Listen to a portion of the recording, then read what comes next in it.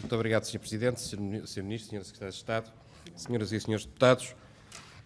Nós esquecemos que estamos na Comissão de Defesa e esquecemos que o Sr. Ministro da Defesa pode ter leituras sobre a situação da Venezuela, mas não é o Sr. Ministro da Defesa que compete a expressão da posição de Portugal relativamente às questões da Venezuela.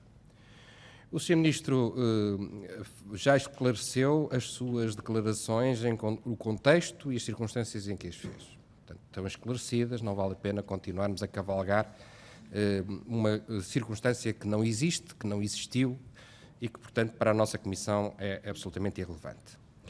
A questão da Venezuela tem duas linhas que o governo português tem vindo a desenvolver. A primeira linha é a linha da preocupação e da necessidade do retorno à normalidade constitucional venezuelana e Portugal, aliás, isso é amplamente afirmado por várias entidades, o Sr. Presidente da República, o Sr. Primeiro-Ministro, o Sr. Ministro dos Estrangeiros, uma parte muito significativa da vida política portuguesa, que é de confirmar aquilo que é a posição da União Europeia relativamente à Venezuela, e essa é a posição que nós devemos ter sempre presente no debate parlamentar. Agora, há uma questão que é importante também ter presente, é que Portugal continua a ter relações diplomáticas com a Venezuela. Portugal não fechou a sua representação diplomática na Venezuela, nem a Venezuela fechou a sua representação diplomática em Portugal. Há um governo de facto com o qual nós temos que manter as relações e que temos de trabalhar. Depois há também a necessidade de nós encontrarmos todas as condições para que a normalidade constitucional volte a existir na Venezuela, com a realização de eleições livres para a Presidência da República e para o Parlamento, que permita resolver este impasse de natureza constitucional que se está a verificar. O segundo universo é o universo das preocupações que Portugal tem relativamente à sua comunidade na Venezuela, que pode ser de 300 mil pessoas, de 400 mil pessoas, ou menos do que isso, tendo em conta as estatísticas conhecidas pelo Ministério dos Negócios Estrangeiros. A primeira linha é de apoio permanente aos nossos concidadãos que estão na Venezuela. Com o aumento do reforço da nossa disponibilidade consular e da nossa atenção através da representação diplomática, também uma atenção especial relativamente ao fornecimento de determinado tipo de produtos, designadamente produtos farmacêuticos, que vão sendo solicitados à nossa representação diplomática e também o acompanhamento relacionado com todos aqueles que queiram vir para Portugal utilizando os voos diretos ou utilizando outros países.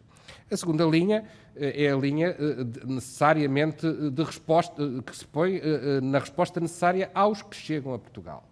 E o Ministério dos Negócios Estrangeiros tem vindo a fazer um conjunto de ações de inserção, de apoio, através da Segurança Social, através dos mecanismos de apoio ao emprego, na relação com a região autónoma da Madeira, para resolver esse problema. O terceiro universo é um universo que tem vindo a ser tratado entre o Governo e os partidos políticos.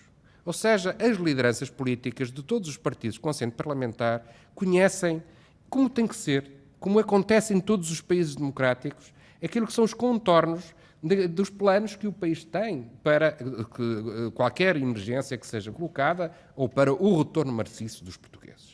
Portanto, todos os partidos conhecem essa realidade e não seria de bom tom utilizarmos a Comissão de Defesa, que é uma comissão lateral relativamente a essas questões, para colocarmos esta discussão em presença. Portanto, em traços gerais, eu diria que a posição do Partido Socialista é de subscrever a ação do governo português, este amplo consenso que se criou relativamente aos atos preparatórios de qualquer retorno dos muitos milhares de portugueses, uma subscrição daquilo que têm sido as atuações no âmbito diplomático e de ajuda consular aos portugueses, a atenção e o equilíbrio da posição de Portugal relativamente às questões que se colocam nos acertos internacionais, designadamente na União Europeia, e penso que estas questões estão bem tratadas, foram bem tratadas, são do conhecimento do Parlamento, são do conhecimento dos partidos, e, portanto, esta discussão na Comissão de Defesa, se nós estivéssemos numa conversa mais amena e mais informal com o Sr. Ministro